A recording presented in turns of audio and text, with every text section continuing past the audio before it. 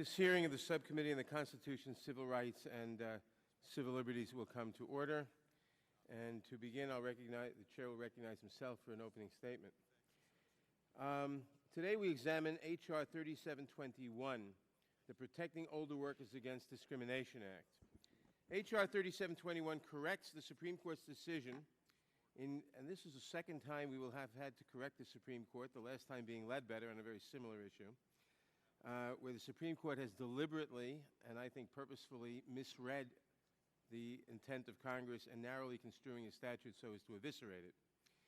In this decision, the Supreme Court, by a slim 5-4 majority, made it harder for older workers to prove unlawful age discrimination by holding that, quote, mixed motive claims are no longer available under the Age Discrimination in Employment Act, or ADEA.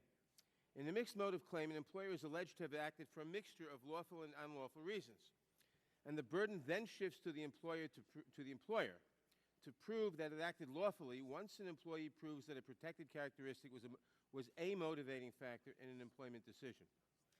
After the Court's decision in Gross, however, the burden of proof never shifts to the employer in a case under the ADEA, even if the employer admits that age was a factor in its decision, an improper factor, obviously. Instead, older workers will always bear the burden of proving that age was the but-for, or determinative factor for a challenged employment decision, and therefore, the person must always prove that the employer would not have made the same decision if age had not been a factor. This new and substantially higher standard for victims of age discrimination departs from decades of precedent and from the statutory framework of Title VII, which allows for mixed motive claims and previously had served as the model for proving discrimination under the ADEA, as well as under other federal discrimination and retaliation laws. Title VII, like the ADEA, prohibits discrimination because of certain protected characteristics. The Supreme Court, in Price Waterhouse v. Hopkins, interpreted this language to prohibit discrimination motivated in whole or in part by a protected characteristic and recognized mixed motive claims under Title VII. Congress approved and codified mixed motive claims in the Civil Rights Acts of 1991 and expressed its intent that the ADEA and other federal laws should continue to be interpreted consistently with Title VII as amended by the 91 Act. The 5-justice majority in Gross ignored this unambiguous history, choosing instead to adopt an interpretation previously rejected both by the Court and by Congress. As a result, the exact same words, because of, now mean something different under the ADEA than they do under Title VII. But the damage does not end there. In reaching this result, the majority directed the lower courts to engage in a, quote, careful and critical, close quote, examination before applying Title VII's precedent and framework to any other federal law, thus declaring open season unsettled precedent. The lower courts have taken up this task and have applied Gross in a variety of contexts, including to claims of discrimination because of disability, jury service, and the exercise of free speech rights. Coming from a court whose chief judge voted with a 5-member majority in Gross, but who believes that judges are like umpires, but who claims to believe that judges are like umpires, that their role is to call balls and strikes and not to pitch or bat, the Gross decision was quite a curveball. Not only did the majority reject decades of settled precedent and the longstanding presumption consistently endorsed and relied upon by Congress when drafting legislation that Title VII should serve as a model for other federal laws, it did so only by raising and resolving a different issue than the one presented to the Court, a question that was not briefed or argued by the parties or by the amici.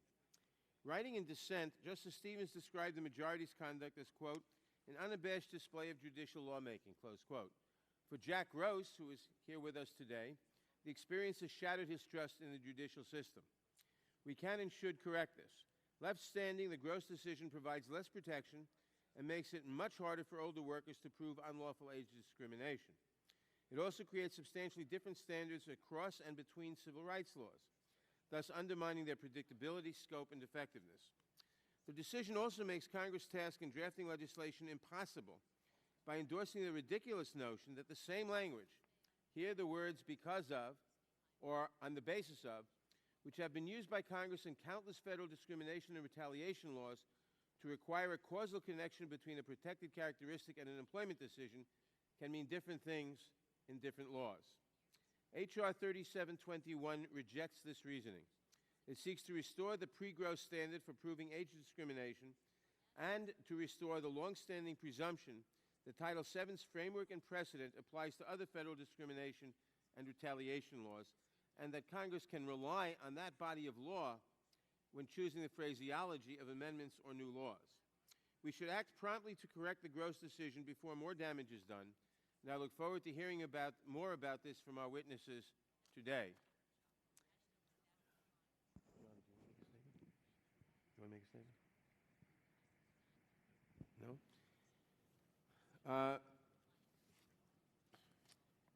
There being no other opening statements, without objection, all members will have 5 legislative days to submit opening statements for inclusion in the record.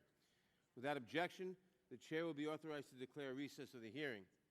We will now turn to our first witness. As we ask questions of our witness and of our second panel of witnesses afterwards, the chair will recognize members in the order of their seniority in the subcommittee, alternating between majority and minority, provided the member is present when his or her turn arrives. Members who are not present when their turns begin will be recognized after the other members have had the opportunity to ask their questions. The chair reserves the right to accommodate a member who is unavoidably late or only able to be with us for a short time. Our first witness, indeed our first panel, is Jocelyn Samuels, who is the Senior Counsel to the Assistant Attorney General for Civil Rights at the Department of Justice. Prior to joining the Justice Department in 2009, she was the Vice President for Education and Employment at the National Women's Law Center in Washington, D.C. Ms. Samuels also previously served as a labor counsel to the late Senator Ted Kennedy during his tenure as chairman of the Senate Committee on Health, Education, Labor, and Pensions, and as a senior policy attorney at the Equal Employment Opportunity Commission. Ms. Samuels earned her law degree from Columbia and her B.A. from Middlebury College. I'm pleased to welcome you. Your written statement in its entirety will be made part of the record. I would ask you to summarize your testimony in 5 minutes or less. And to help you stay within that time, there's a timing light at your table, although the chair is generally pretty liberal in seeing the lights. When 1 minute remains, the light will switch from green to yellow and then red when the 5 minutes are up. Before we begin, it's customary for the committee to swear in its witnesses. If you'd please stand and raise your right hand to take the oath. Do you swear or affirm under penalty of perjury that the testimony you're about to give is true and correct to the best of your knowledge, information, and belief? Let the record reflect that the witness answered in the affirmative, and you may be seated. And you are now recognized.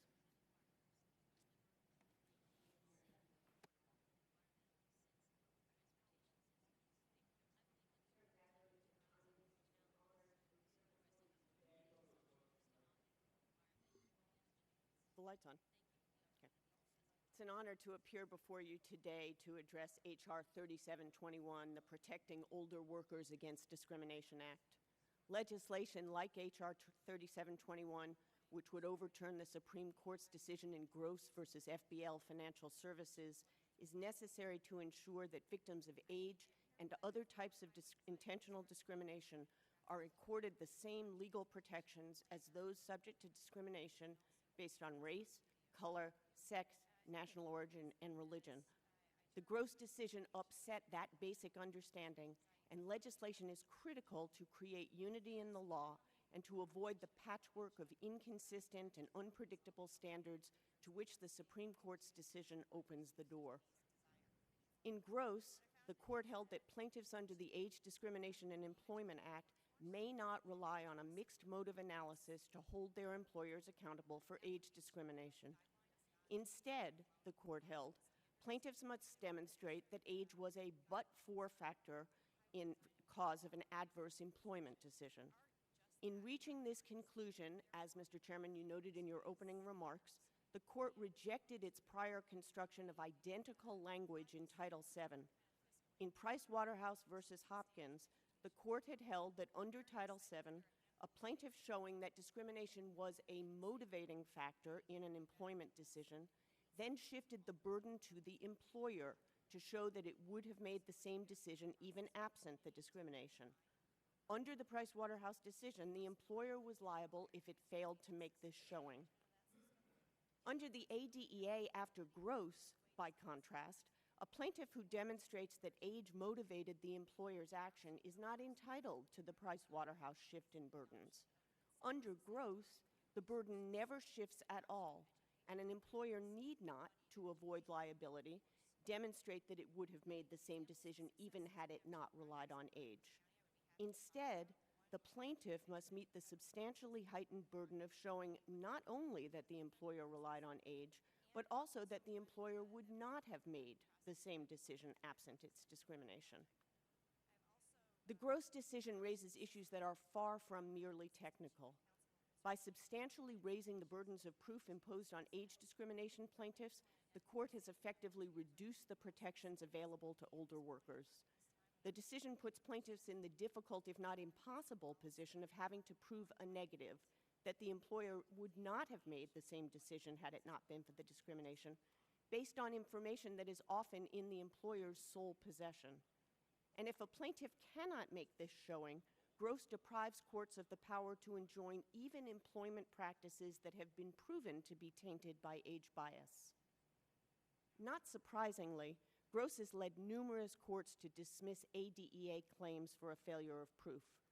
But courts have also applied the Gross decision to bar mixed motive claims and impose greater burdens on plaintiffs under numerous other laws as well, including the Americans with Disabilities Act, Section 1983 of the Civil Rights Acts of 1866, the Employee Retirement Income Security Act, and the Jury Systems Improvement Act.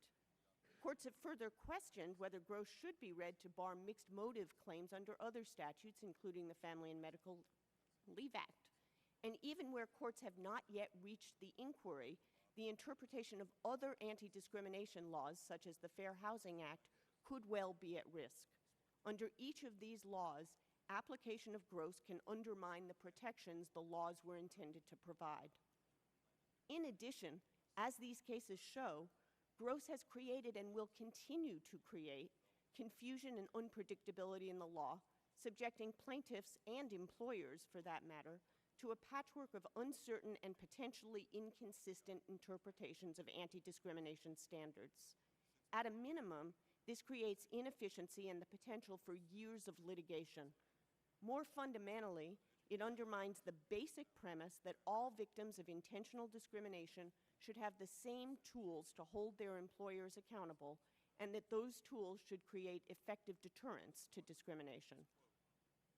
Congress can respond to the Gross decision and ensure that the ADEA and other anti-discrimination laws are interpreted in the same way as Title VII. In the Civil Rights Act of 1991, Congress codified the mixed motive approach for Title VII and made clear that plaintiffs can establish a violation of the law by demonstrating that discrimination is a motivating factor for an employer's decision, even if other factors also motivated the decision. Under the 1991 Act, the burden of showing that the employer would have made the same decision rests appropriately on the employer. An employer that meets this standard may nonetheless limit the individual relief that is available to the plaintiff. H.R. 3721 would adopt this standard for the ADEA and other laws. Legislation like this bill would strike an appropriate and workable balance between enabling courts to prevent and deter future violations of the law, on the one hand, and preserving employers' freedom to make non-discriminatory decisions, on the other. It would make clear that discrimination is prohibited in employment in whole or in part. It would provide the same protections from intentional discrimination that are available under Title VII to victims of discrimination on other bases. It would thereby create unity in the law, renew the ability of older workers and others to effectively challenge discrimination against them, and move us closer to realizing the law's promise of equal employment opportunity. The Department of Justice looks forward to providing technical assistance on the bill and to working with the committee to achieve these goals. Thank you again for inviting me to testify today. I look forward to your questions.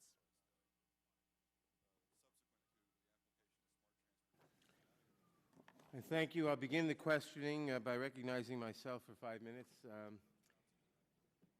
Ms. Samuels, as a practical matter, what does the Gross ruling mean in terms of the scope of protection against discrimination for older workers under ADEA, and more broadly, given that the lower courts have already applied the Gross ruling and reasoning to a variety of other laws? Thank you very much for that question, Chairman Nadler.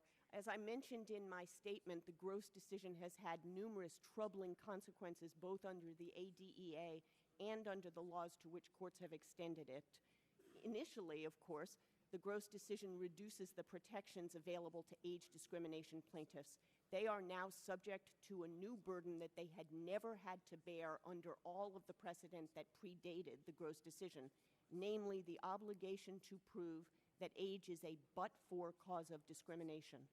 That makes it harder for plaintiffs to prevail in cases even in which employers admit that they have relied on age discrimination, and reduces courts' power to enjoin age discrimination in the future. That, of course, also reduces the deterrent effect of the law. In addition, the fact that other courts have extended Gross to laws like the Americans with Disabilities Act or the Jury Systems Improvement Act suggests that under those laws, protections for plaintiffs that Congress intended to protect will be similarly reduced. The decision also creates tremendous confusion and the possibility of endless litigation about the standards that should apply going forward. Let me ask you at this point. If the but-for standard were left alone in the law, does that basically preclude recovery in most cases? Is it like the strict scrutiny standard, which almost nothing ever meets? Well, I think that plaintiffs can prevail if they are able to show that age or another prohibited basis is a but-for cause of discrimination. And that has long been an available theory of discrimination under Title VII and other laws, and plaintiffs have been able to win their cases. That said, the Supreme Court's decision in Gross makes it substantially more difficult to prevail in the all-too-common situation in which employers act based on a combination of motives. Now, we've talked about the fact that we now have two different causation standards, apparently, in ADEA and Title VII, and a variety of different meanings for the same words and the same phrase because of or on the basis of. Is there any good that can come of that? Is there any good reason to have different meanings ascribed in different laws passed for the same purpose to the same phrase? I think that unity in the law is a very important goal, and one that has been recognized by the court in prior cases. As Justice Stevens noted in his dissent, Title VII has provided the model for interpretation of the ADEA since the ADEA was enacted. And there is substantial indication that Congress has intended the ADEA and other anti-discrimination laws that use identical language to Title VII to be interpreted in the same way. Now, do you think that H.R. 3721 as drafted adequately restores the basic presumption that when Congress prohibits discrimination or retaliation because of or on the basis of the protected characteristic or conduct should be deemed irrelevant and not considered in whole or in part? I mean, is the language in this bill adequate to its purpose, or should it be improved in some way? The Department of Justice would be delighted to work with the committee. As you know, these are technical issues relating to burdens of proof and the way in which courts conduct trials. We are very supportive of the goals of this legislation and would be delighted to provide assistance to make sure that it accomplishes Congress's intent. But you see no problem glaring out, but we'll look at it. I'm sorry, no problem. Glaring out. It's not on its face inadequate. I think that the legislation is clear in its intent to overturn the Gross decision and to impose standards analogous to those under the Civil Rights Act of 1991 for Title VII, and is effective in doing that. Okay, finally, in your testimony, you say that although the bill is generally couched in terms of an amendment to the ADEA, we note that there is broader language at one point that suggests application to all federal laws and constitutional provisions barring employment discrimination and retaliation. Broader language that suggests. Do you think that language should be tightened up? I think that, you know, as you noted in your statement and I did in mine, courts have extended the reasoning of the Gross decision to numerous other laws, and it's important to address the effects of those laws. We'd be happy to talk about the most effective way to ensure that the legislation addresses all of the ways adequately that addresses that created problems. I think we'll have to work together on that, and I think that's it. I thank you. I yield back the balance of my non-existent time at this point. I'll now recognize the distinguished gentleman from Virginia, Mr. Scott. Thank you. Ms. Samuels, you indicated it is harder. Is it possible to prove a case if the defendant doesn't admit, or you have somebody on the inside admit that there was the discrimination that would have made the difference? Well, the problem with the Gross decision, of course, is that even if the employer does admit that it relied in part on age discrimination, there's nothing that a plaintiff can do about it because the Supreme Court has said that there is no mixed motive framework. Certainly, putting the burden on the plaintiff to prove that that the employer would not have made the same decision anyway requires the plaintiff to have access to information that is often wholly in the possession of the employer. So if the employer doesn't admit or turn over evidence, it would be virtually impossible under present standards to prove the discrimination. I don't want to say it would be impossible because unfortunately under the Gross decision, that is the situation that plaintiffs confront, but it is substantially more difficult for them. Well, under the law in other cases, if you've made your case and accused them of discrimination and they come back with an explanation, which turns out to be bogus, a pretext, what happens in that case? Well, that standard, which was the one adopted by the Supreme Court in the McDonnell-Douglas decision, says that there are shifting burdens of producing evidence, and if the plaintiff makes a prima facie case that a discriminatory basis was part of the reason, the employer gets to produce evidence of a legitimate non-discriminatory reason. Under those cases, the plaintiff has the burden of showing that the employer's reason is in fact a pretext for discrimination. Unfortunately, the court in Gross suggested that there might be some doubt about whether the McDonnell-Douglas standard applies under the Age Discrimination and Employment Act, something that had not previously been questioned. And so if you have, under the other cases, if you show the pretext just wasn't true, then that can be used as evidence that there was in fact discrimination. Is that right? Yes. And would this bill restore that idea? This bill would make clear that that framework of analysis, which has prevailed under Title VII for the last 40 years, also clearly applies under the ADEA. Now, in terms of discrimination with faith-based organizations, discrimination is allowable, but is it not, by faith-based organizations running federal programs where they can be running a federal program and decide not to hire Catholics or Jews if they don't want to? Is that the present law? Well, under Title VII, religious organizations, and there is a very carefully defined universe of entities that would be qualified to be religious organizations, can restrict their hiring to co-religionists. That said, the author... Or they could exclude people. I mean, it's not just They internal. can restrict hiring to co-religionists. They can't discriminate based on sex. Well, I or mean, national they origin. can hire everybody they want except certain groups. It's not inclusive, it's also exclusive. Is that right? That Title VII provides that authorization to religious Now, it used to be the law that if you're running a federally funded program, you had to comply with ordinary anti-discrimination provisions. Is that right? Yes. And if you're running a federally funded program today, can the religious organizations running a federally funded program discriminate based on religion? Representative Scott, I'm not able to tell you today what the state of the law is on that. I know that there have been concerns expressed about interpretations of the government, and I'd be What happy to prohibition take your would there be? concerns back. You said they're not covered by Title VII, they're not covered by Title VI. Where would they be covered? It used to be Johnson's executive order from 1965 that the Bush administration undermined in the early in their administration. What prohibition is there against discrimination based on religion? Well, there is obviously a constitutional level of protection that bars the government from establishing religion or from preventing the free exercise of religion. So to the extent that employment discrimination... If someone were to come to your department and say that I was discriminated against when I applied for a job, paid for with federal money, and they told me that I wasn't the right religion, what would your reaction be?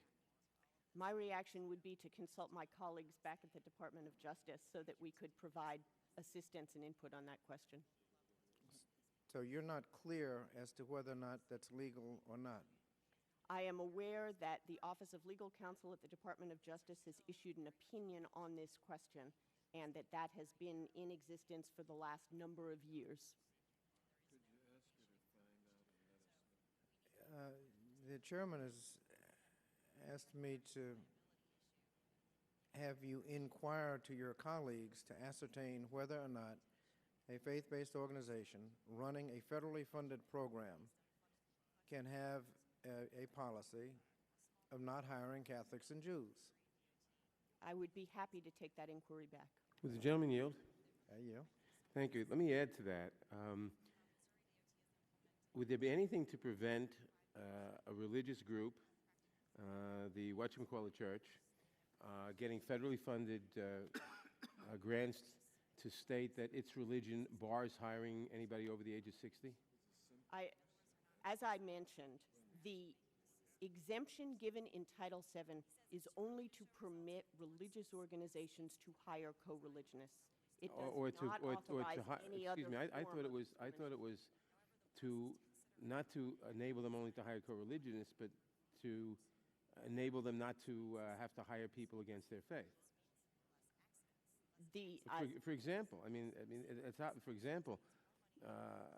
we don't tell the Catholic Church you've got to hire women as priests.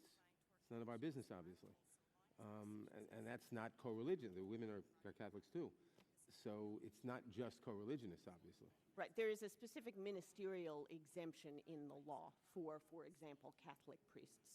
But whether faith-based organizations could exclude people based on age, I am aware of no law that would authorize them to do that. Thank you. Yeah. I yield back the time to the gentleman from Virginia. If, however, it were a manifestation of the religion, if you are hiring people from your youth choir, then you could essentially exclude people of age. If you are hiring people from just your co-religionists in a congregation that is racially homogeneous, that would have racial implications. Is that right? I think under the Age Act, there is a reasonable factor other than age defense. How that would apply in that situation is something that I think we'd have to look at. And obviously, there is a disparate impact cause of action that is available under Title VII that would cover all of the bases covered by Title VII. I think a lot of this will be, we'll get to the bottom of this when you inquire with your colleagues whether or not a faith-based organization running a federally funded program with federal money, hiring people, being paid for with federal money, can have a policy of we don't hire Catholics and Jews. I would be delighted to inquire further on that matter. I thank you. The gentleman's time has expired, and there are no further questions. The witness is excused with our thanks, and we'll ask the oh, hold on. The chairman wants to. Well, I just wanted to ask permission for our counsel, Heather. I'm sorry to ask a couple questions. Recognize our counsel. The witness has a few more questions. Okay, great. Thank you, Mr. Chairman. This is a treat indeed. Ms. Samuels, some commentators have suggested that plaintiffs and employees in age discrimination cases can actually be better off under the Gross ruling because it removes what has been termed the same decision affirmative defense, whereby an employer bears the burden of showing, as you explained, that it would have reached the same decision anyway. And I just wanted to give you the opportunity to explain whether or not there is any way in which you could see the Gross ruling, both in the context of ADEA and more broadly, being an advantage to employees. Thank you for that question. I vehemently disagree that the Gross ruling is a boon to plaintiffs or in any way advantages them in employment discrimination suits. What the Gross ruling does is to increase the burden on the plaintiff under pre-Gross treatment of the law by every federal appellate court that had looked at it. The defendant, if the plaintiff showed that age was a motivating factor for a decision, the defendant had the burden of proving that it would have made the same decision anyway. That burden has now been put on the plaintiff. So the plaintiff has to prove the negative, that the employer would not have made the same decision absent the discrimination. This does not mean the eliminating the affirmative defense idea does not mean that the employer is, that the plaintiff therefore wins. What it means is the requirement of the showing whether the decision would have been made or not absent age has now been shifted to the plaintiff. It has not disappeared from the case. It is put on a party less well equipped to make that showing than the employer. In cases following Gross, numerous cases have dismissed claims in which age discrimination plaintiffs have relied on mixed motive jury instructions. In those cases where courts have reversed trial court rulings for the defendant, plaintiffs have been able to prevail despite the Gross ruling, not because of it.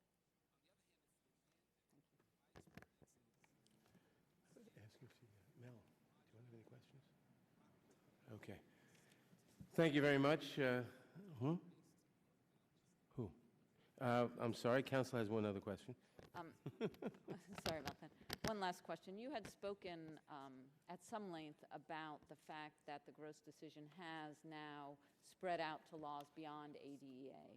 And I was wondering whether or not you have seen the lower courts also applying that reasoning and ruling to claims where a plaintiff brings a claim that may allege multiple or more than one unlawful reason. So an age claim and a race claim, a claim that's age and gender.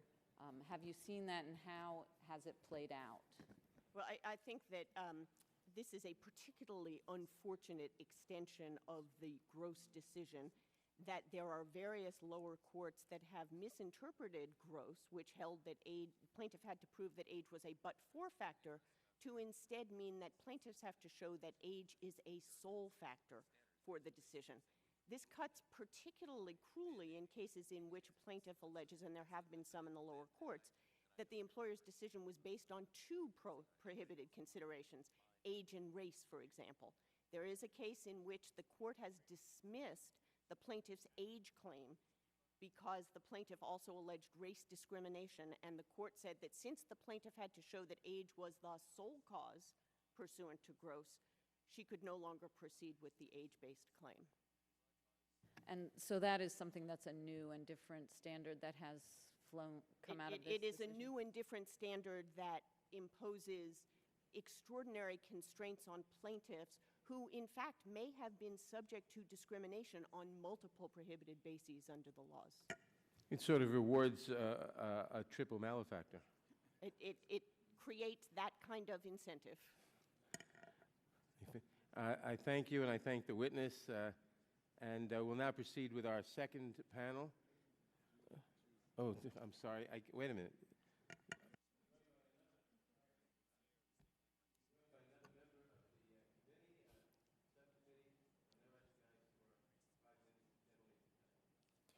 Thank you, Mr. Chair. I wanted to ask about the fact that the Gross decision involved a claim under ADEA, but the court also invited the lower courts to extend its reasoning beyond the ADEA to other laws. Has this happened? Can you provide some examples of where Gross has been applied outside ADEA? Yes, thank you, Congresswoman, for that question.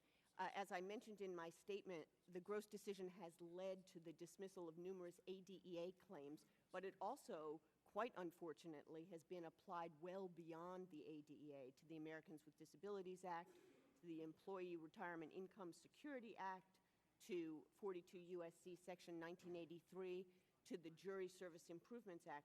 And troublingly, in some cases, even though courts have rejected the idea that Gross applies under the statute, they have raised the question. So, for example, under the Family and Medical Leave Act, there are opinions that question whether or not a mixed motive cause of action is still available under those laws. And let me ask about the increasing numbers of age discrimination claims. According to the AARP, 24,580 discrimination claims were filed in 2008, and that's a 29% increase over 2007. That's double the increase of overall discrimination charges, which include claims by race, sex, and disability. Why was there such an increase in age discrimination claims in 2008, and how does this compare to 2009? Well, let me make clear, the Department of Justice doesn't enforce the Age Discrimination in Employment Act, but the EEOC, which does enforce it, has testified that there has been a dramatic increase in the number of age discrimination charges that have been filed. I believe that they have submitted to the Senate Health, Education, Labor, and Pensions Committee information on the levels of those charges in both 2008 and 2009. Obviously, this is of tremendous concern, particularly in this economy where it's critical to ensure that protections against age discrimination are robust. Older workers, given the economy, may have to stay in the workforce longer, and unfortunately, there continues to be stereotypes and barriers that face older workers that the ADEA was intended to root out. And that's the reason that this legislation, or legislation like it, is so critical to ensure that the protection under the law is as robust as Congress intended it to be. In fact, do you think that the recession and all the layoffs played a part in the increase in these age discrimination complaints? I have not seen studies to that effect, but I think that given the recession and the fact that numerous workers need to remain in the workforce longer makes it all the more critical that we ensure robust protection of the law. Okay, thank you. And I yield back.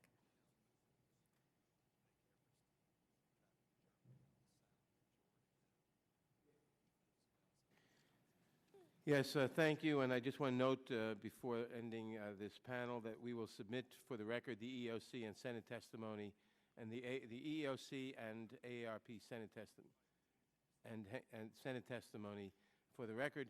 And while I said that, we've been joined by yet another member of the subcommittee. I'll now recognize the gentleman from Georgia for 5 minutes.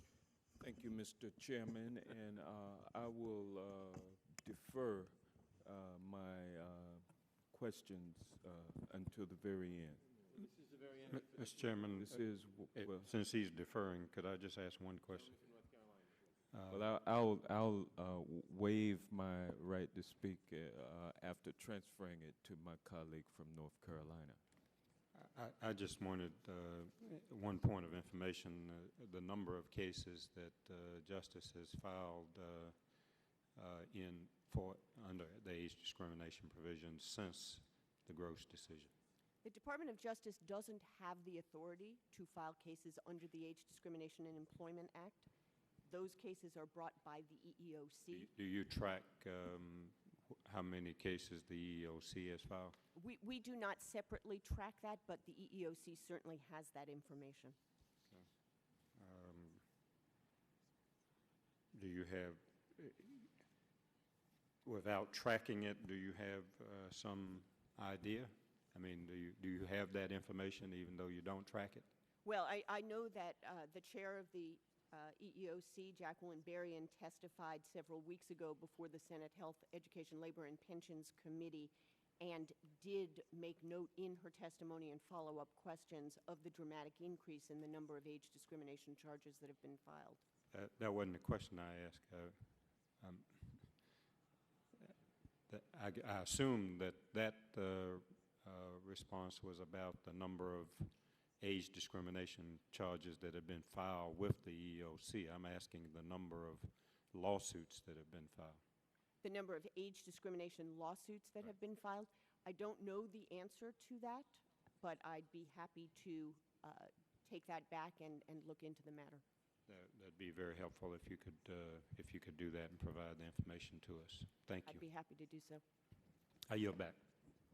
I thank the gentleman, and finally, I will say the witness can be excused with our thanks. We'll now proceed with our second panel, and I would ask the witnesses to take their place. In the interest of time, I will introduce the witnesses while they are taking their seats.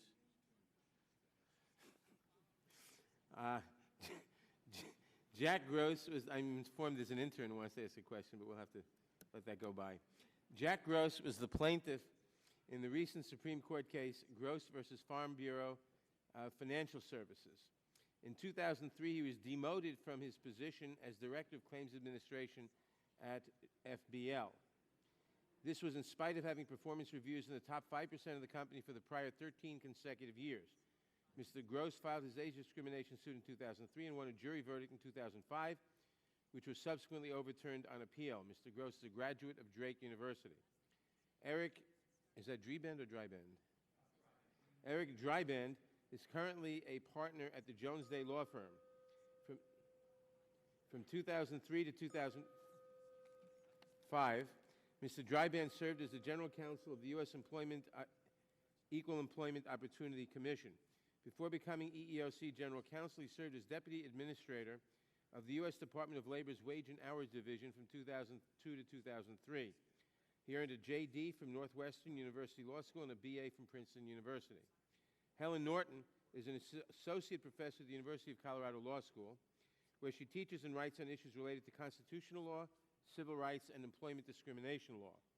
Ms. Norton previously served as Deputy Assistant Attorney General for Civil Rights at the U.S. Department of Justice, where she managed the Civil Rights Division's Employment Litigation, Educational Opportunities, and Coordination and Review sections. She holds a J.D. from Boalt Hall School of Law at the University of California at Berkeley and a B.A. from Stanford University. I am pleased to welcome all of you. Your written statements will be made part of the record in their entirety. I would ask each of you to summarize your testimony in 5 minutes. To help you stay within that time, there's a timing light at your table. When 1 minute remains, the light will switch from green to yellow and then red when the 5 minutes are up. It is customary for the committee to swear in its witnesses. If you would please stand and raise your right hands to take the oath. Do you swear or affirm under penalty of perjury that the testimony you're about to give is true and correct to the best of your knowledge, information, and belief? Let the record reflect that the witness has answered in the affirmative. You may be seated. And I'll recognize first Mr. Gross. And please make sure the light is on your mic.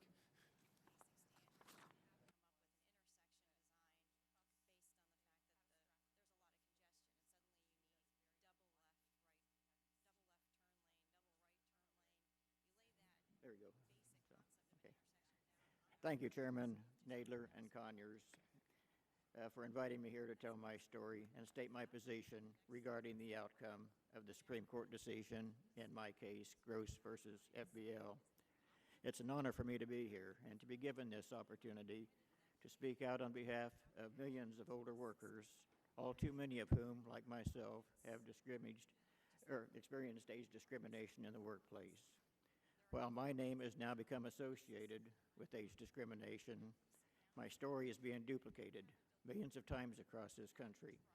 I ask that you envision those millions of citizens who are depending on you as standing behind me today. I certainly never imagined that my case would end up here when it all started 7 years ago. That's when my employer, Farm Bureau Insurance, or FBL, suddenly demoted all claims employees who were over 50 and had supervisory or higher positions. I was included in that wholesale sweep, even though I had 13 consecutive years of performance reviews in the top 3 to 5% of my company, and I dedicated most of my working career to making Farm Bureau a better company. My contributions were exceptional, and they were well documented for the jury. Since age was the obvious reason, I filed a complaint, and 2 years later, a federal jury spent a week listening to all the testimony, seeing all the evidence, and being instructed on the law, your law, the ADEA. The verdict came back in my favor, and I thought the ordeal was over in 2005. As we now know, that was just the beginning. FBL appealed, and the verdict came back, and the Eighth Circuit overturned my verdict because I had received a mixed motive jury instruction, and they said that required so-called direct evidence instead of just the preponderance of circumstantial evidence that we had provided. That left us no choice but to appeal it to the Supreme Court. We were elated when the court accepted certiorari on that one issue, because 30 years of precedent and legislation were overwhelmingly on our side. At the hearing, however, the Supreme Court broke with their own protocol and allowed the defense to advance an entirely new argument, one that had not been briefed, nor had we been given an opportunity to prepare a rebuttal. In effect, they pulled a bait and switch on us, accepting cert on our question and then ignoring it to water down the clear intent of the ADEA by creating an hierarchy of discrimination. Those that were specifically named in Title VII were at the top hierarchy and required a lower standard of evidence, and age and all the others were at a lower tier and were now required a new and significantly higher standard of proof. I believe Congress, the branch of government closest to the people, intended to abolish discrimination in the workplace, not to create exceptions for it. My wife and I came to D.C. last June believing our highest court would uphold the rule of law and consistently apply it to all areas of discrimination. We were disappointed and quite frankly disillusioned by their arrogance in putting their own ideology ahead of the clear will of Congress and decades of their own precedents. Since the court's decision, I have been particularly distressed over the collateral damage that is being inflicted on others because of the court's ruling. I hate having my name associated with the pain and injustice that is now being inflicted not only on older workers, but now victims of many other types of discrimination, because it is nearly impossible to provide the level of proof now required by this court. I have to keep reminding myself that I'm not the one who changed your law. 5 justices did. Congress has a long history of working together on a bipartisan basis to create and maintain a level playing field in the workplace. The ADEA is but one example. I urge you on behalf of myself and the millions of other older workers from both parties who simply want to continue working to again rise to the challenge in that same bipartisan spirit you demonstrated before on civil rights issues to pass the Protecting Older Workers Against Discrimination Act. I grew up in a small town in southern Iowa. My dad was a highway patrolman, my mother a school teacher. I overcame 25 years of chronic health problems to achieve my education and success. My wife, Marlene, to whom I've been married for 43 years, and I started with absolutely nothing but a strong work ethic and a determination to build a good life together, and we did so against all odds. We have 2 wonderful grown children and 2 granddaughters who are the great joys of our lives. I'm here before you as a man who agonized over the decision to pursue this case. As much as I hate discrimination in all its forms, this was a company I'd poured my heart and soul into for most of my adult life, and I knew that I would be burning my career bridges because once I was labeled as litigious. Marlene and I prayed about it, decided it had to be done, and then left the outcome in God's hands, never expecting he would bring us here. If my experience eventually prevents anyone else from having to endure the pain and humiliation of discrimination, I will always believe that this effort was part of God's plan for my life. Thank you. I thank you. Mr. Dryband, you're recognized for 5 minutes. Thank you. Good morning, Chairman Nadler and Chairman Conyers and members of the committee. My name is Eric Dryband, and I thank you and the entire committee for affording me the privilege of testifying today. I'm here at your invitation to speak about the proposed Protecting Older Workers Against Discrimination Act. I do not believe the bill would advance the public interest. In particular, the bill as drafted will do nothing to protect workers from age discrimination, other forms of discrimination, retaliation, or any other unlawful conduct. I say this for 3 reasons. First, the bill incorrectly asserts that the decision by the Supreme Court of the United States in Gross versus FBL Financial Services eliminated protections for many individuals. In fact, the court's decision does not eliminate any protection for victims. Before the decision, age discrimination defendants could prevail even when they improperly considered a person's age if they demonstrated that they would have made the same decision or taken the same action for reasons unrelated to age.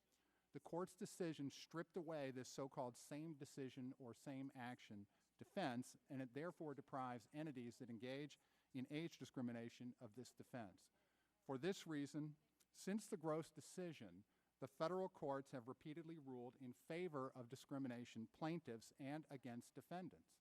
In fact, the United States Courts of Appeals for the 1st, 2nd, 3rd, 6th, 7th, 8th, 9th, 10th, and 11th circuits have relied upon the gross decision to rule in favor of alleged discrimination victims. Second, the bill, as written, will restore the same action defense eliminated by the gross decision. As a result, discrimination victims may prove that a protected trait such as age was a motivating factor for the practice complained of, yet still lose their case.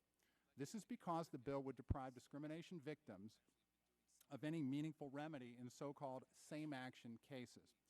Their lawyers may receive payment for fees directly attributable to a motivating factor claim, but the alleged victim will get nothing.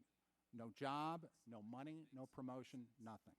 A discrimination may win a moral victory, perhaps, but nothing else. And the bill may enable some lawyers to earn more money, but who does this benefit? The answer is lawyers, not discrimination victims, not unions, and not employers. Third, the bill is overly broad, vague, and ambiguous and may open up a Pandora's box of litigation. The bill purports to apply to, quote, any federal law forbidding employment discrimination and several other laws, but the bill does not identify which laws it will amend. As a result, discrimination victims, unions, employers, and others will unnecessarily spend years or decades and untold amounts of money fighting in court about whether the bill changes particular laws. The public will have to wait years or decades until the matter trickles up to the Supreme Court to settle the question case by case about one law after another. In the meantime, litigants and courts will waste time, money, and resources litigating this issue with no benefit for anyone. The threat of decades of litigation about these issues is not merely hypothetical. Note in this regard that it took 38 years of litigation before the Supreme Court of the United States finally decided in 2005 that the Age Discrimination in Employment Act permits claims for unintentional age discrimination. Congress can fix this vagueness problem rather easily by amending the bill to apply solely to the Age Discrimination in Employment Act, the only statute at issue in Mr. Gross's case, or at a minimum listing the laws that Congress intends to amend. I'd note in this regard that the recently enacted Lilly Ledbetter Fair Pay Act of 2009 specifically identified the laws that it amended, and Congress can do the same here. Thank you, and I look forward to your questions. Thank you, and I recognize Ms. Norton for 5 minutes. And thank you, Mr. Chairman and members of the subcommittee, for inviting me to testify today. The Supreme Court's decision in Gross significantly undermines older workers' ability to enforce their rights under the ADEA, and it threatens to do the same for workers seeking to enforce their rights under a wide range of other federal anti-discrimination laws.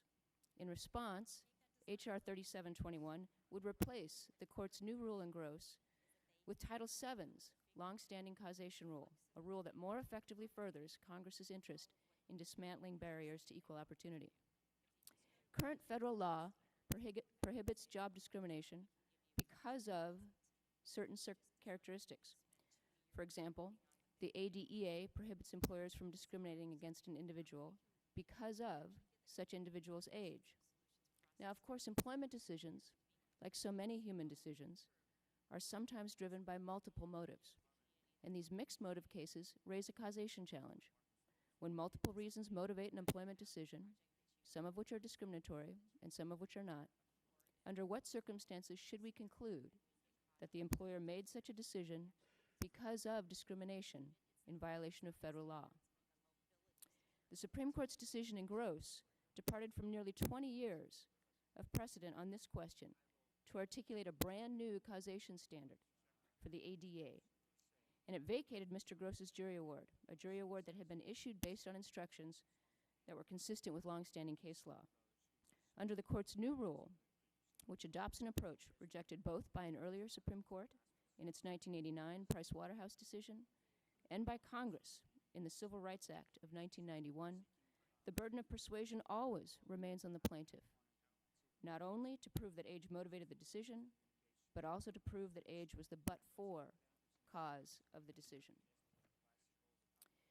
Now, requiring the plaintiff to bear the burden of proving that age was the but-for cause of an action requires him or her not only to prove that age was a motivating factor, but also to prove that the employer would not have taken the same adverse action if it had not engaged in age discrimination.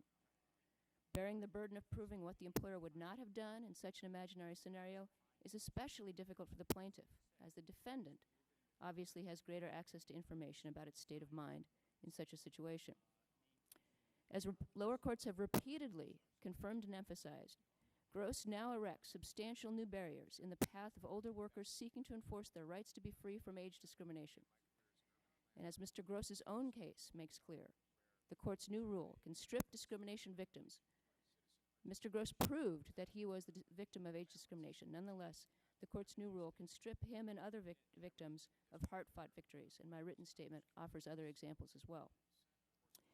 Moreover, the Gross rule undermines Congress's efforts to stop and deter workplace discrimination by permitting an employer, under some circumstances entirely, to escape liability for a workplace infected by bias. And here's an example. An older worker applies for a job for which she is qualified, only to be rejected after being told by her interviewer that he prefers not to hire older workers because he considers them to be less productive, less creative, and generally less energetic. Suppose, too, that employer ultimately hires another applicant who is arguably even more qualified for the position than the plaintiff. Under Gross, even if the plaintiff can prove that the employer relied on inaccurate and stigmatizing age-based stereotypes in its decision to reject her, the employer will escape ADEA liability altogether, unless the plaintiff can also prove that the employer would not have rejected her if it had not engaged in age discrimination. Unless the plaintiff can prove this hypothetical negative, the Gross rule permits an employer completely to avoid liability for its proven bias, with no incentive to refrain from similar discrimination in the future. Gross threatens workers' rights to be free from discrimination and retaliation in a wide range of other contexts as well.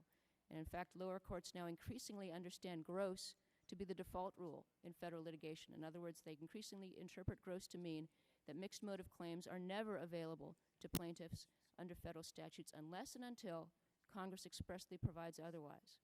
And for this reason, lower courts now apply Gross to a growing number of federal statutes in addition to the ADEA. In response, H.R. 3721 would replace the Gross rule with a uniform causation standard that would apply to the ADEA and other federal laws that prohibit discrimination and retaliation. It would replace Gross with the same standard adopted by Congress with respect to Title VII in 1991. H.R. 3721 thus rejects the Gross Court's unreasonable demand that a plaintiff who successfully proves that discrimination did in fact motivate the decision must bear the additional burden of proving that some other factor was not in the defendant's mind. Furthermore, as Congress recognized in the Civil Rights Act of 1991, this approach best prevents and deters future discrimination by ensuring that employers proven to have engaged in discrimination can be held liable for their actions. Again, thank you for inviting me to join you today, and I look forward to your questions. Well, thank you, and I'll begin the questioning by recognizing myself for 5 minutes. Ms. Norton, unlike Title VII, the ADEA does not have a statutory provision recognizing mixed motive claims. Can you explain briefly how and why mixed motive claims previously were recognized under the ADEA? Yes, certainly. Most anti-discrimination statutes include a key phrase, because of. In other words, they prohibit discrimination because an employee has a certain characteristic like race or age, or because an employee engaged in a certain protected action like Could you perhaps use Mr. Dryband's mic? Yours doesn't seem to be functioning properly. Or share the mic. And turn yours off. Okay. I'm sorry, proceed.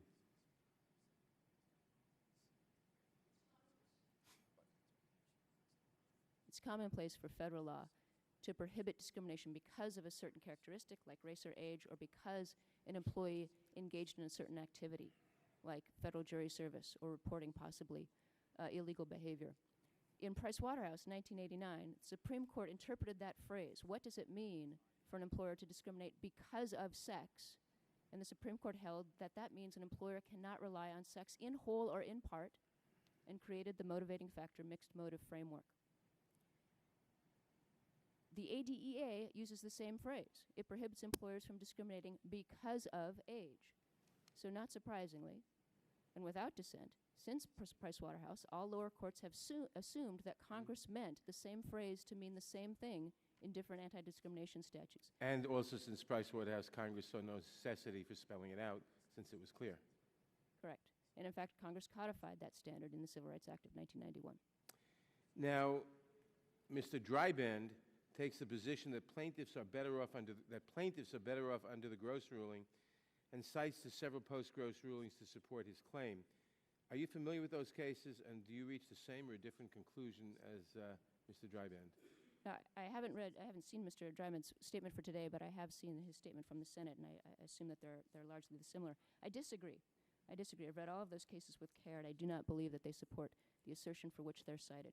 In fact, a number of them explicitly confirm the fact that Gross imposes a more onerous, more stringent causation standard on plaintiffs than does Pricewaterhouse. And they went on to rule for the plaintiffs because they found that the plaintiffs' evidence of discrimination was sufficiently strong that it could satisfy any causation standard, including the more onerous standard.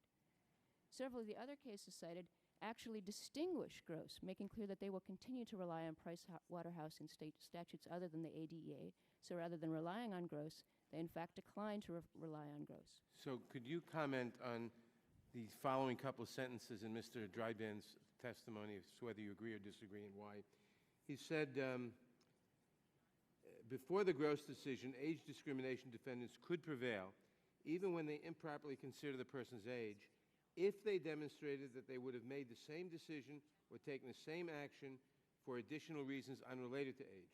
The court in the Gross case eliminated this so-called same decision or same action defense. For this reason, since the Gross decision issued, the federal courts have repeatedly ruled in favor of age discrimination plaintiffs and against defendants. Mr. Dryband characterizes Gross as eliminating a defense that had been available to plaintiffs and that had been available to defendants, and he argues that that is thus beneficial to plaintiffs. But it's important to understand what Gross did. It replaced the Pricewaterhouse rule that required at some point the defendants to bear the burden of proving that they would have made the same decision absent age discrimination. If you're a litigant, you want the other party to bear the burden of proof, because that means the other party bears the burden of any uncertainty. You especially want the other party to bear the burden of proof when the other party is the one who has access to information that's key to that issue. For example, if the issue is the other party's state of mind, you want the other party to bear the burden of proof as to his or her state of mind. So by eliminating the burden-shifting mechanism that Pricewaterhouse established and that Congress codified with respect to the Civil Rights Act of 1991, Gross ensured that the burden never shifts to the defendant, and the plaintiff must bear the burden not only of proving that age was a motivating factor, but also that some other factor did not or would not have motivated the employer's decision in the hypothetical, the imaginary scenario in which age did not play a role. If I could just complete my earlier answer in terms of the cases cited in Mr. Dryband's Senate testimony, he also cites a number of cases in which the lower courts cite Gross, but then go on to decide for the plaintiffs under McDonnell Douglas. So they're certainly relying not on Gross, but on longstanding ADEA and anti-discrimination law to reach its conclusion.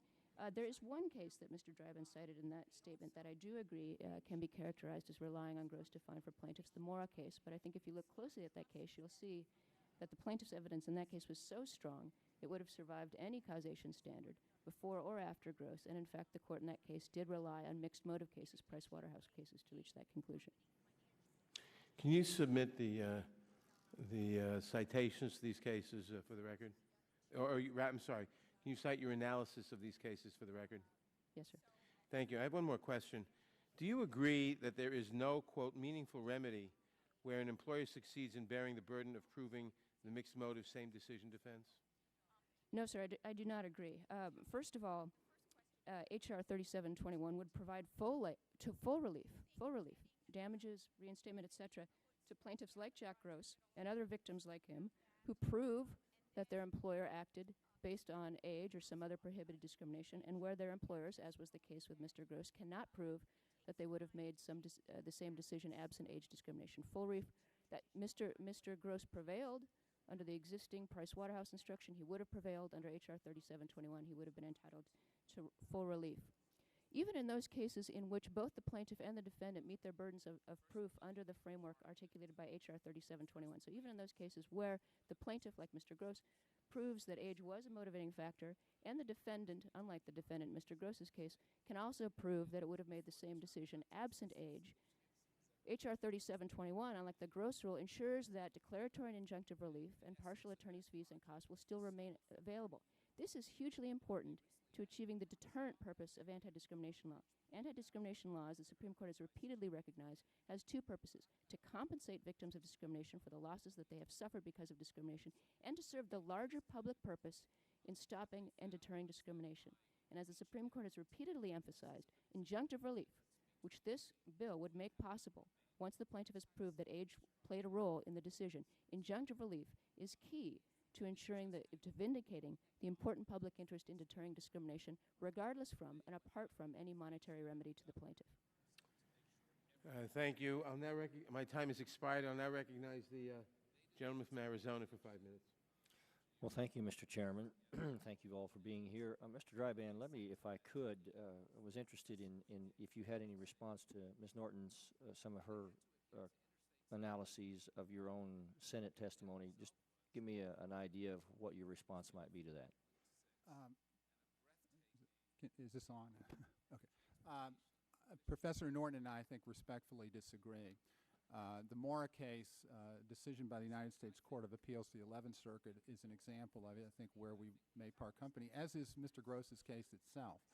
I would note that under the pre-existing Price-Waterhouse standard, a unanimous United States Court of Appeals ruled against Mr. Gross because the court said he failed to present direct evidence of discrimination, which is a necessary requirement established by the Price-Waterhouse versus Hopkins decision that apparently Professor Norton thinks is a better rule than is the Supreme Court's decision.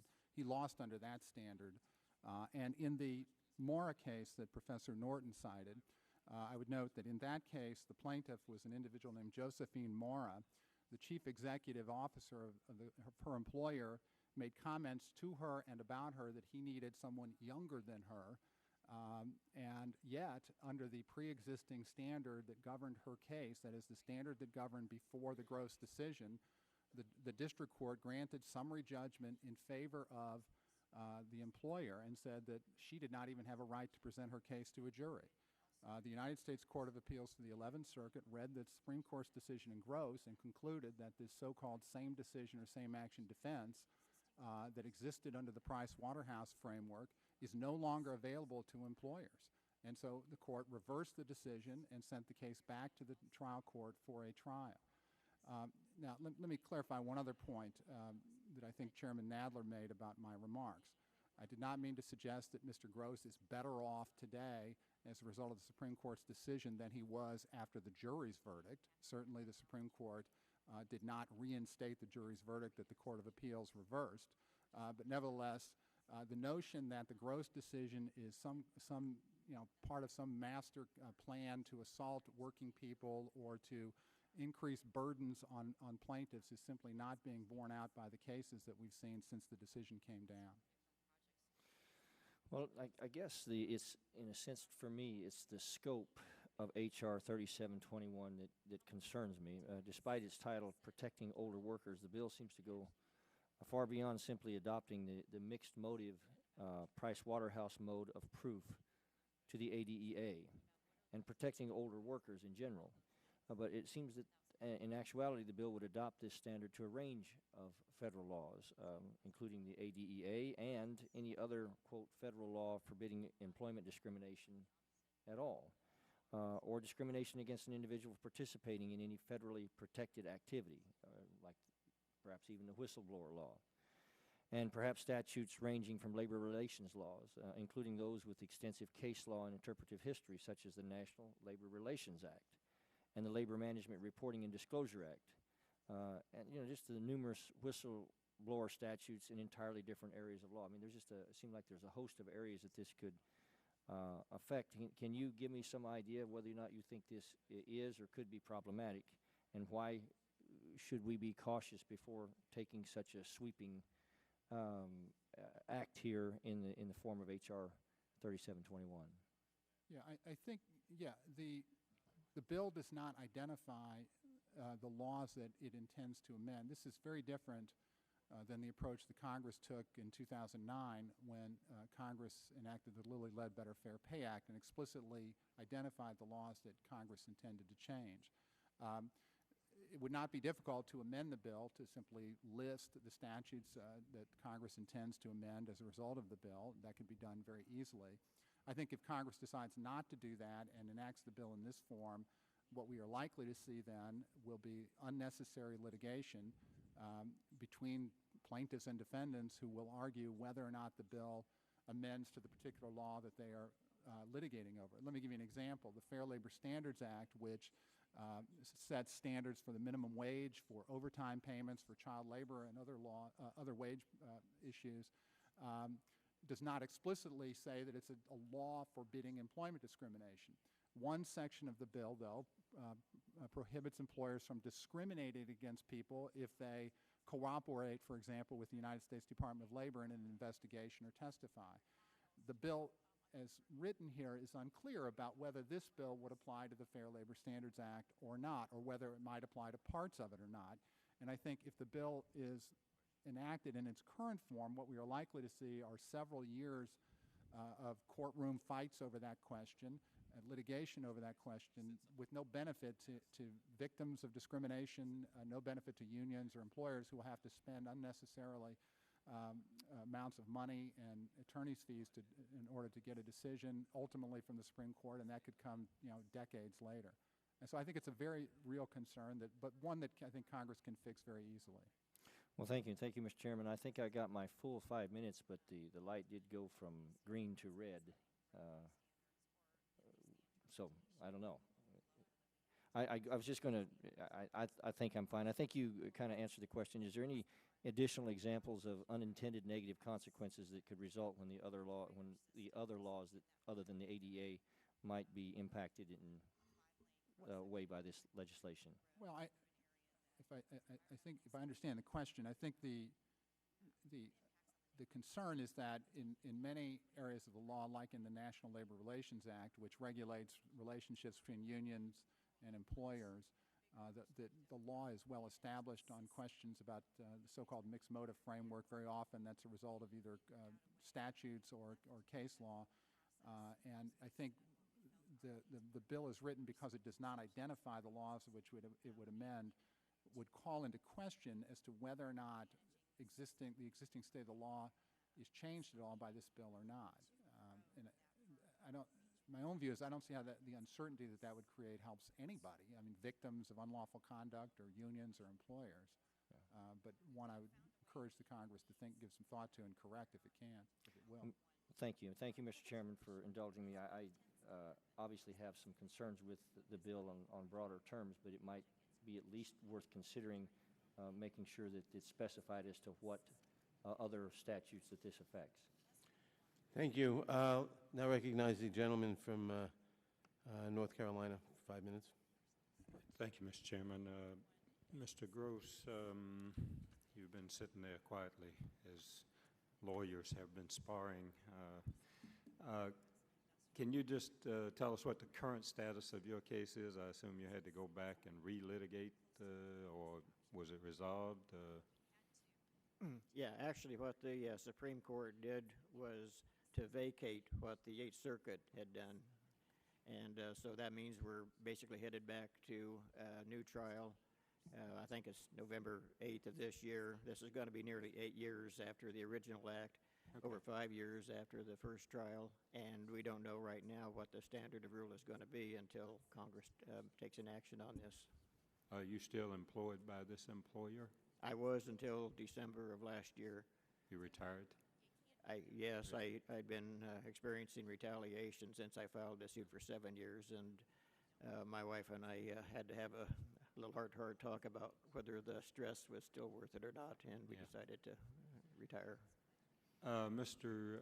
Dryban, I wasn't clear from your testimony whether you were of the opinion that we should be doing nothing legislatively, or whether you just have some concerns about the content of this. What is your position on whether we should be trying to at least make consistent the standard in ADEA cases and other Title VII cases? And other, I'm sorry, what was that? Title VII cases. Well, I don't, as I understand the bill, it would not change Title No, VII. I'm not asking you Right. what your understanding of the bill is. I'm just asking you whether you think we should be doing anything in this area, or you think we should be doing nothing. I don't believe that the Supreme Court's decision changes anything. So as a result, my recommendation would be to do nothing. So you're saying that a plaintiff like Mr. Gross should have to prove the negative, that the employer would not have done this but for this. That's what you're saying. That's not what I'm saying. As opposed to the employer having to come forward and submit evidence on that.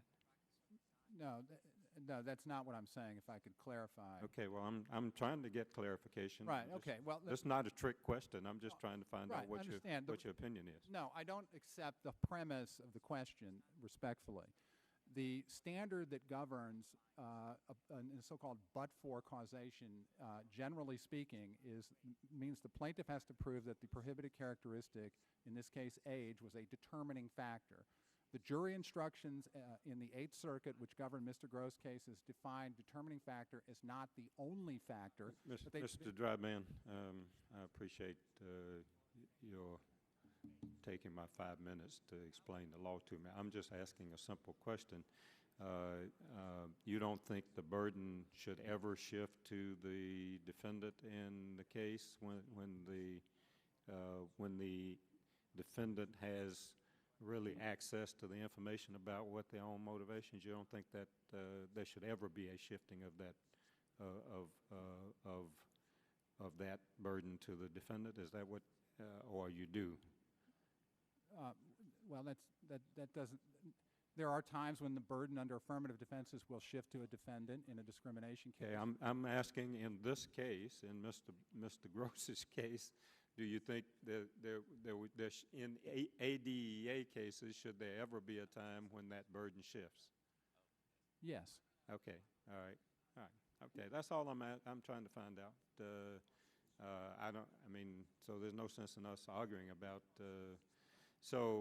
Now, let me just ask one other question. Maybe you'll be more direct. You think I'm trying to trick you? I'm not. I'm just trying to make sure that I understand what the witnesses are saying and who are testifying here, because we got to make some decisions about this going forward.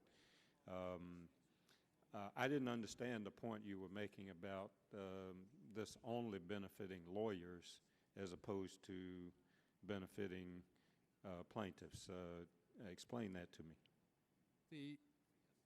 The bill would essentially transform the Title VII mixed motive framework into the Age Discrimination Employment Act. What that means is that, as a general matter, if a plaintiff proves the motivating factor standard and the employer carries its same action or same decision defense, the plaintiff wins nothing. The only award that the plaintiff gets is that the court will order the defendant to pay a portion of the attorney's fees, which means the attorney may get some money, but the plaintiff doesn't. But if the plaintiff wins the case, you're saying there's no difference here, or is there a difference?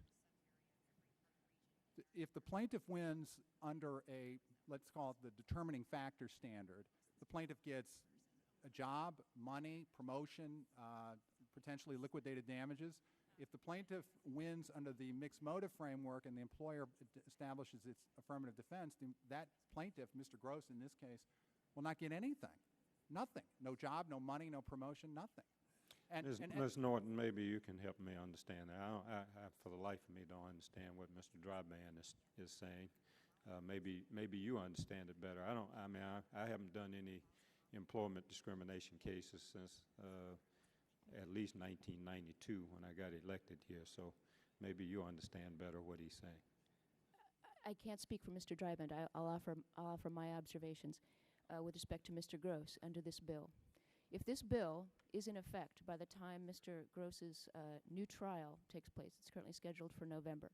The Supreme Court's decision had the result of stripping him of his jury verdict of $47,000 in lost compensation and ordered him to undergo a new trial under the Gross's more difficult causation standard. But if Congress is able to enact this bill before his new trial, he will be entitled to full relief if he has to do this again, if he again proves that age was a motivating factor in his demotion, and if his employer again fails to prove that it would have demoted him even apart from his age. But even if, this is a hypothetical because it hasn't happened, but even if his employer could have proved that it would have demoted him regardless of age, under H.R. 3721, that would ensure that he would get injunctive relief, stopping the employer from continuing discrimination and retaliation. As Mr. Gross testified, he remained employed, although demoted, at FBL at the time of his trial, through the Supreme Court's case, and through this last December.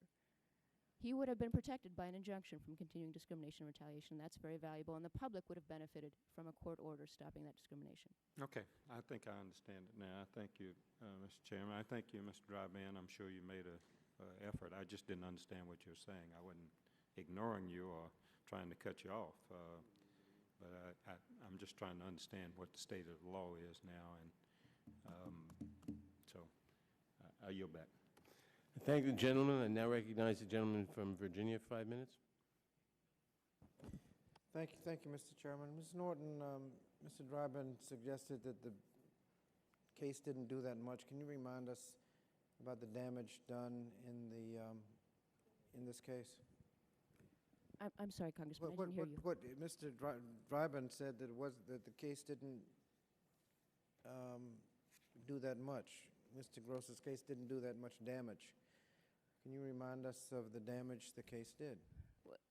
In Mr. Gross's case, he lost his $47,000 jury verdict compensating him for lost pay and benefits, and now will have to face retrial currently under a much more difficult causation standard. I'll give you another example. Dr. Lillian Williams-Jackson, public school guidance counselor, alleged that she had been demoted because of her federal jury service, because she was away from work serving her civic duty as a juror, and that her employer punished her as a result, and she alleged a violation of the Jury Systems Improvement Act. The trial court agreed that Dr. Jackson had substantially greater credibility than the defendant, and the trial court agreed that Dr. Jackson had proven that she was the victim of discrimination, that her jury service was in fact a motivating factor in her demotion. However, the trial court says we are obliged to apply gross. Gross requires Dr. Jackson to also prove that the jury service was a but-for standard, and that Dr. Jackson could not bear the burden of proving that there was not some other reason, like budgetary reasons, for her demotion. The trial court made clear that gross was the difference between winning and losing for Dr. Jackson. Can you say a word about the requirement for direct evidence in the case? When is direct evidence needed? Yes, sir. So direct evidence is generally characterized as evidence that leaves no doubt as to the role of discrimination in the decision. It's basically a confession when an employer says, I am firing you because of your age. It's very powerful evidence, but as you can imagine, it's also very rare. Much more common in all types of cases, criminal cases, civil cases, employment discrimination cases, is circumstantial evidence, which can take any of a number of forms. Suspicious timing, different comparative evidence, different folks treated differently when it doesn't appear that they should be treated differently, hostile remarks, etc. In almost all areas of the law, plaintiffs are permitted to offer whatever evidence they have, and it's up to the fact finder, the jury, to determine whether or not it's sufficient. This bill would make clear that that is also the case with respect to all employment discrimination complaints, including and not limited to age discrimination in Employment Act cases. There had been a split in the lower courts as to whether or not a plaintiff needed direct evidence of age discrimination to get a mixed motive instruction. And this bill would clarify once and for all that circumstantial as well as direct evidence is sufficient for a plaintiff to establish that discrimination was a motivating factor. Can you say a word about the same decision, how that plays out, whether or not that's a defense, if you've done the same thing to others? This bill would make clear, first of all, that the plaintiff has established a violation once he or she has proved that discrimination was a motivating factor. There's a violation of law. It also permits, however, the employer not to escape liability, but to limit its remedies if it can then bear the burden of proving that it still would have made the same decision, even in the hypothetical situation in which it did not engage in age discrimination. If the employer is able to make out the defense then it doesn't have to reinstate the plaintiff. It doesn't have to pay damages. It is subject to an injunction stopping it from any continuing discrimination or retaliation, and it is subject to partial attorney's fees and costs to compensate the plaintiff for establishing discrimination. In Title VII. So that if you have a policy of discriminating, but the plaintiff couldn't prove that they were a victim of that policy, you would essentially have no damages, but you can show that you can stop the ongoing discrimination, and that would be the benefit to the public. Yes, sir. Mr. Dryben, isn't that a benefit if you have a policy of discrimination and the person who appears to be a victim but turns out can't prove their case, can't prove his or her case? Isn't it a benefit to enjoin the ongoing policy of discrimination? Certainly, if an employer has an ongoing policy or pattern or practice of discrimination, yes, I agree entirely that that practice or policy or pattern should be enjoined. I think the reality, though, that we've seen in the Title VII context is that because there are no damages available to the individuals, that individuals, including the government, the Equal Employment Opportunity Commission, rarely, if ever, assert a mixed motive claim. I mean, when I served as general counsel of the Equal Employment Opportunity Commission, I was involved in hundreds of cases. And I'm not aware of a single mixed motive Title VII case that EEOC brought. And I've spoken with other EEOC lawyers who've served there for many years. They're not aware of any cases either. So I agree with you, and I agree with Professor Norton, that certainly an injunction that prohibits such a policy is in the public interest.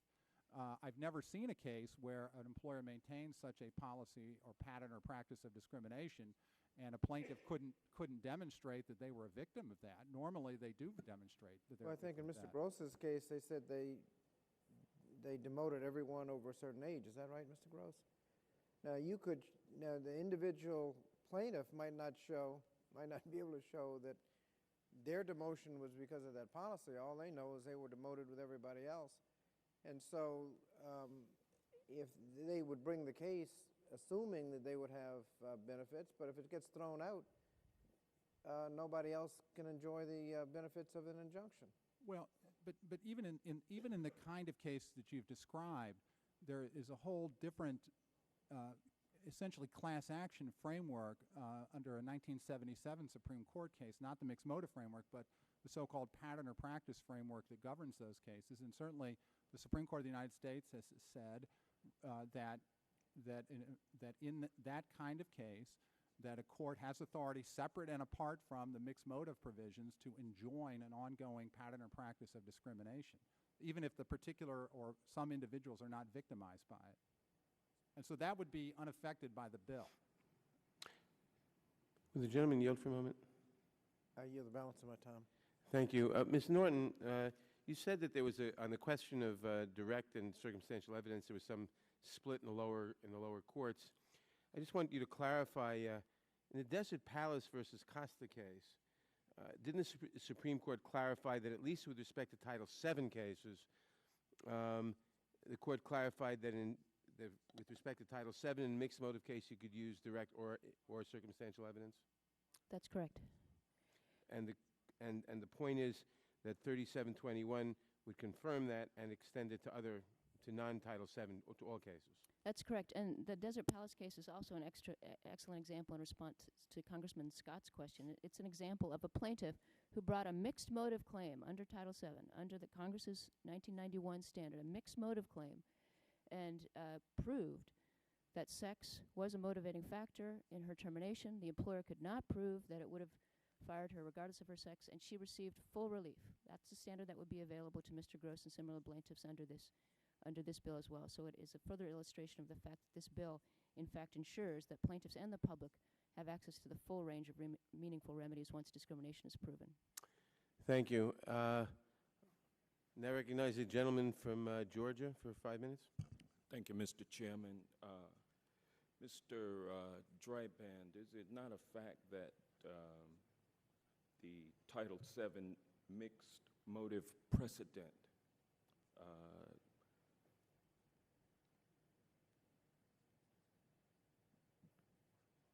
that precedent did not apply to ADA claims, that was not the reason why the U.S. Supreme Court granted certiorari. Is that true? Yeah, the Supreme Court. You say yes? Well, I just need a yes or no answer for that question. so it's a question about whether the Title VII Yes. So in other statute words, applies to the age discrimination law? The U.S. Supreme Court did not grant cert on that issue in the Gross case. Is that correct? If I understand the question, the answer is yes. Okay. And in fact, the Supreme Court granted cert to settle a circuit split on the issue of whether or not plaintiffs must present direct evidence in an ADEA case in order to receive a mixed motive jury instruction. Is that correct? Yes. Then the U.S. Supreme Court, without having the parties either brief the issue that was ultimately decided, which was that this mixed motive framework does not apply to ADEA cases. Nobody briefed that issue before the court, correct? I believe that to be correct, although I have not personally reviewed all the briefs, but I believe that's correct. Now, that to me, to take on a case for one reason and then to decide it based on another reason that is not what I would call properly before the court, constitutes a case of a clear case of judicial activism. Would you agree? It certainly is unusual to do that. I'd agree. Whether you would call it judicial activism, I'll leave that to others. It's unusual. Yes. Ms. Norton, would you agree with that? I agree. It's ill-advised to decide an issue that has not been adequately briefed by all the parties in the case. Do you think that there's a legislation could perhaps be imposed that would prevent the U.S. Supreme Court from engaging in this kind of practice, which seems to be becoming a trend? I'll have to think about that. I know for sure that you can enact legislation that would solve the problem that the Supreme Court created in Gross with this bill. Well, it goes a little beyond my question. Let me ask you, Mr. Dryban, do you think that the legislative branch has the authority to prevent procedural scenarios from occurring, such as the one that we're speaking of that occurred in the Gross litigation? I think like Professor Norton, I'm not sure. I don't know whether Congress has the authority to do that or not. It's possible. I haven't thought about that or looked at that question. Yeah, it seems rather disturbing to me that we could get a clear case of judicial activism which can go unrestrained, that we can ignore judicial and legislative precedent and legislative intent via unchecked judicial activism, which I would also say constitutes legislating from the bench. What do you have to say about that, Ms. Norton? Legislating from the bench. Is this a clear case of that? Well, Ms. is Norton. the question first. directed at me? Yeah, Ms. Norton. So I'm hesitating because I'm not sure what legislating from the bench means in this context. I agree that this is it means overturning legislative intent in a case where that issue has not even been set forth by the parties to be decided by the court. Well, I certainly do wish very much the Supreme Court had answered the question on which it granted cert. I wish it had answered the question that had divided the lower courts as to whether or not a plaintiff can get a mixed motive instruction in an ADEA case with circumstantial evidence. If the court had answered that question, we wouldn't be here today, and I'm actually pretty confident Mr. Gross would still have his jury verdict. So I certainly wish that they had answered the question that they granted certiorari on. Thank you. You're very diplomatic, Ms. Norton. Mr. Dryban, if you would answer the question, I'd appreciate it. Well, certainly, I think there are times when the Supreme Court engages in what you've described as legislating from the bench. This particular case is not unique in that respect. And that's kind of troubling to me. Is it to you? Well, it certainly is. I would agree that it's troubling when the Supreme Court engages in the type of decision-making that is better left to the Congress of the United States. I certainly agree with that. And you're disagreeing that the Congress of the United States should even deal with this particular issue, to clarify it and to etch it into stone by way of legislation. Well, that's not. I don't think the bill is going to change a lot if it's enacted.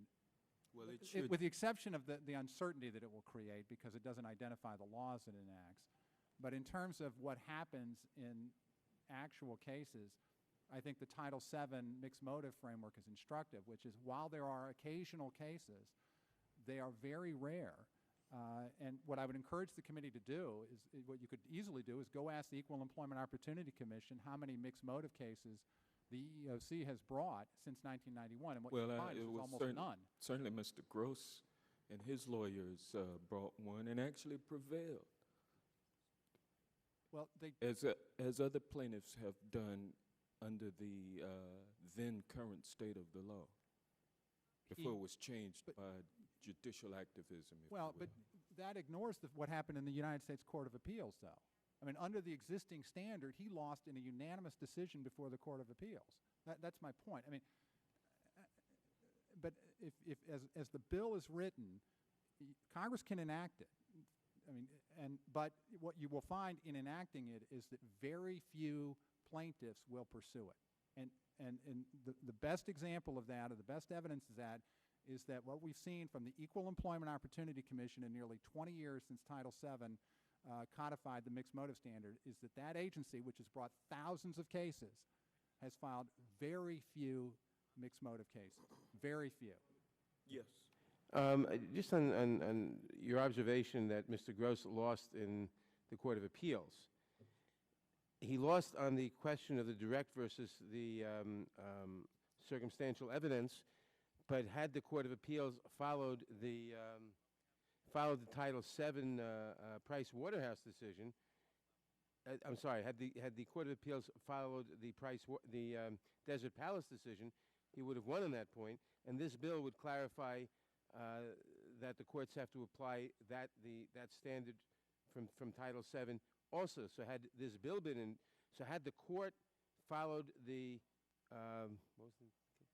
Desert Palace case, he would have won in the Court of Appeals. Had this bill been in effect, he would have won in the Court of Appeals, correct? Because this bill clarifies that the direct and circumstantial evidence is used, can be used elsewhere as it is in Title VII.